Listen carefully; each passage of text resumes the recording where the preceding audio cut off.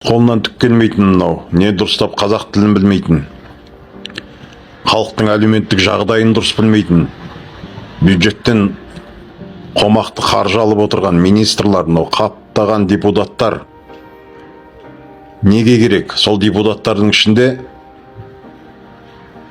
халықтың сөзін сөйлеп отырған енді өтірік те болса бір 10 шақты ғана ғой деймін. Онан кейін халықтың қолынан іс келетін азаматтарды неге қамап тастайды? Алмасбек деген азаматты қамап тастапты. Соларды билікке қарай тарту керек. Тоқаев лидер нации болу керек. Ол Қазақстанның қалаларының атын өзгертіп, алдау сұратып ой балаларға бәленбай қаражат бөлінетін болды. Айтты битті деген ол дүдәмәл нәрселерді қою керек. Түбегейлі реформа жасау керек. Осы 30 жылдан астам уақыт биліктің былықтырғаны ақшалылар құдай, ақшасыздар ешкім емес екенін көрсетеді. Мына біз бәріміз бас салып мына президенттің міндетін атқарып жүрген Тоқаевты жүндеуге әбден дағдыланып алдық. Тоқаевтың қолынан не келеді? Тоқаев енді Ресейден бас тартып кетуге оның құдіреті жетпейді. Соны түсініп алайық. Мен қарап отырсам, бас салып Тоқаевты жүндеуге білмеймін енді. 7000 шақырым шекарамыз бар Ресейменен. Экономикамыз түбегейлі сонымен байланған. Тәуелдіміз Ресейге.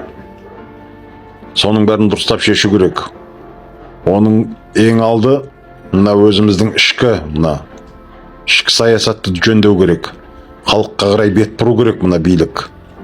Бас салып штраф, масқара ғой мынау деген. Қазақтың маңдайына сор болып жазылған екі қанды қол жауыз Назарбаев пен Тоқаевтың ертегілеріне сеніп, алтын уақытымызды, жылдарымызды өткізгіміз келмейді. Соған орай, алдағы уақытта халық төңкерілісі болып жатқан кезде, мынау осы дүниеде ақшаға, көрінде топыраққа тоймайтын тажалдардың асыранды иттеріне ұқсамай, мына погон таққан ұлттық қауіпсіздік комитеті, әскери және полиция қызметкерлеріне осы видеоны жолдаймын. Билік ауыспалы, ал халық мәңгі өзінің орнында қалады. Қара бет болып, асыранды ит болғанша, халықтың ұлы болып, өздерінің погондарыңа, халықтан жеп ішіп отырған астарыңа адал болыңдар. Халықтың жағына өтіңдер. Сол болашақ үшін, еліміз, жеріміз үшін алаңға шығатын азаматтарға айтарым. Арандатушылыққа ерік кетпеңіздер. Қан жерден болса да, өзіміздің ұлдар. Оларға қарсы ешқандай әрекеттер жасамаңыздар. Оның түбі кешегі қанды қаңтар сияқты қаралы жағдайға апарады. Мейлінше бейбіт тұрайық, мейлінше мәдениетті тұрайық. Осы видеомда тағы да айтып кеткім келеді. Мына нұрботтар мен тоңқайботтар менің видеоларымның астына сасып бықсып пікір қалдырып жазып жатыр. Біріншіден, отырып алып, қатынмен салғаласпай, бет жүздеріңді көрсетіп, Тоқаевқа тиіспеңдер, Назарбаевқа тиіспеңдер деп, біріншіден, бет жүздеріңді халыққа көрсетіңдер. Екіншіден, ертең халық болып тұрған кезде, менімен салғаласпай, одан да менің жаныма кеп тұрыңдар. Сол кезде көреміз, кімнің күшті, кімнің әлді екенін.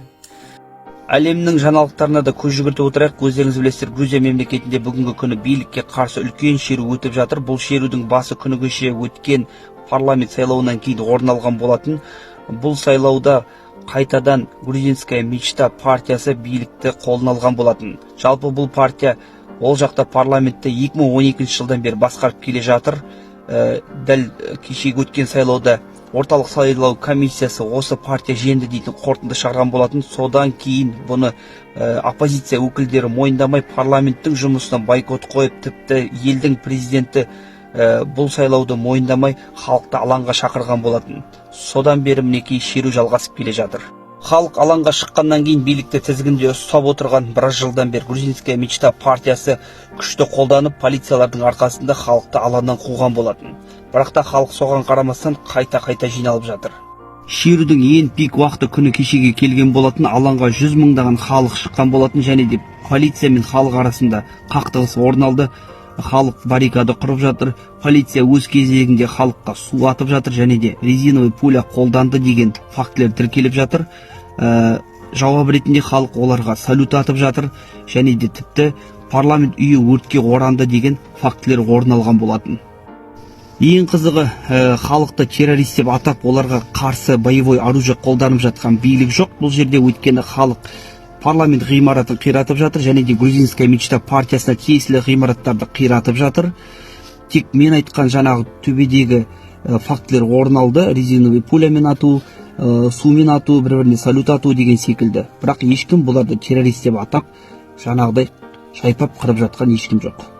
Қазіргі уақыттың өзінде Грузия халқы қайтар емес, қайта алаңға жиналып жатыр. Бұл деген Грузия халқының ауызбіршілігін және де консолидациясын көрсетеді.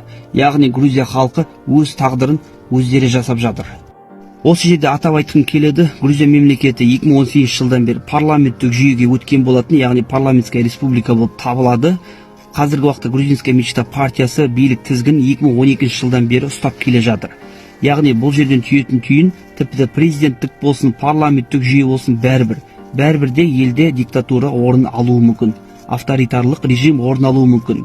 Яғни қазіргі уақытта Грузия мемлекетінде Грузинская мечта партиясы билікті тізгінді қолына алып, ешкімге бергісі келмейді. Бұл жерден шығаратын сабақ халықтың өзіне байланысты. Тіпті елінде қандай жүйе болса да, диктатураны және авторитарлық режимді болдырмау, ол тек халықтың өзіне ғана байланысты. Халықтың ауызбіршілігі болса, барлығын реттеуге болады. Әйтпесе өздеріңіз білесіздер ғой, біздің ел арасында парламенттік жүйеге көшсек, біз дамимыз, үйтеміз, бүйтеміз дейтін ойлар бар. Мен сендерге айтқым келеді, президенттік жүйе болсын, парламенттік жүйе болсын, ешқайсыда идеальный емес. Егер халықтың өзі толықтай саясатқа араласпаса, егер үндемей бастан бұғып отыра берсе, кез келген жүйені диктатура қылып жіберуге болады. Осындай прецеденттерді көріп, тіпті парламенттік болсын, президенттік жүйе болсын, кез келген жүйеде диктатура орын алуы мүмкін прецеденттерін көріп, мен толықтай жаңа жүйе ұсынғым келеді. Яғни халықтың толықтай тікелей билікке қатысы бар жүйе керек біздің елімізге. Осы жүйелерді артқа қалдырып, біз болашаққа қадам жасауымыз керек.